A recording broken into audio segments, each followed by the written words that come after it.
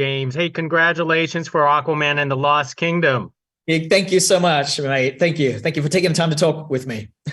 Oh, thank you for taking the time. So, are you ready to say goodbye to this franchise? Um, I've been on this for a while. I'm definitely ready to take a break. But I feel that way after every movie I make. I'm like, okay, I'm done. I just need to go away and try and get some sleep. So, you've been part of this franchise for a while now. What do you want Aquaman's legacy to be? Oh, good question. I want his legacy to be the same way that I look up to certain comic book characters that I grew up with. We love like Richard Donner's Superman, and I love Tim Burton's Batman. And so in some ways, I have now kind of created the very first cinematic Aquaman, right? His character, the characters from that world, from the comic, and the world of Aquaman. And so I'm very proud to be and thankful and grateful to have been involved and had the opportunity to kind of be a part of this world. Hopefully, years from now, decades from now, they're going to do many versions of Aquaman still, but hopefully they'll always compare to like these two movies as the original and the first.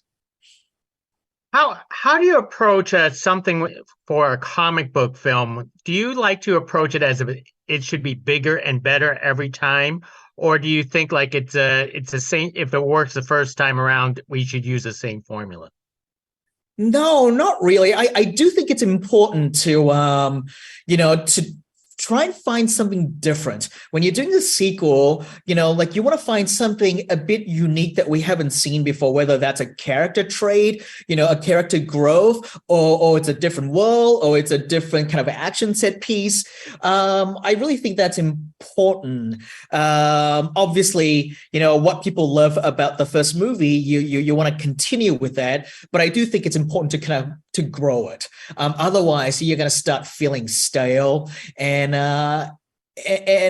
also that's not how I make my movies either. If I'm just rehashing what I did in the first film, I probably would not come back.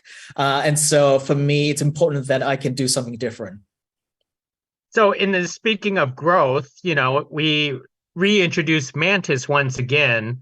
Tell us his role in this sequel.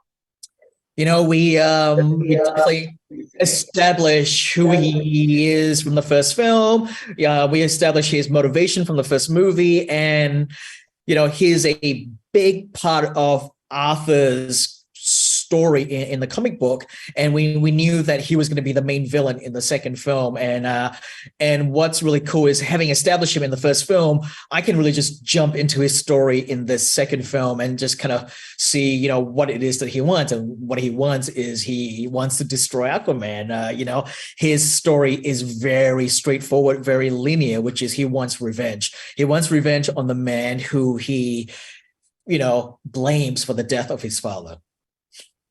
Now, you've been in the industry on both the comic side and the horror side for quite a long time now. What is the big distinguishment between those two groups of fans to you? Obviously, the fandom between those two was slightly different, but they cross over as well, and they're kind of similar. They're both very passionate group of people, and it's like if they love these characters, they're passionate about these characters, and they don't want you to mess it up. And I kind of understand that, because I'm a fan myself, and so I can kind of see where they're coming from. But I definitely do. They are similar and different at the same time. Most excellent. Well, James, thank you very much for speaking to us about Aquaman and the Lost Kingdom. Can't wait to see it. Thank you. Thank you so much. I'll see you next time. Bye-bye. Bye-bye. Team, please cut.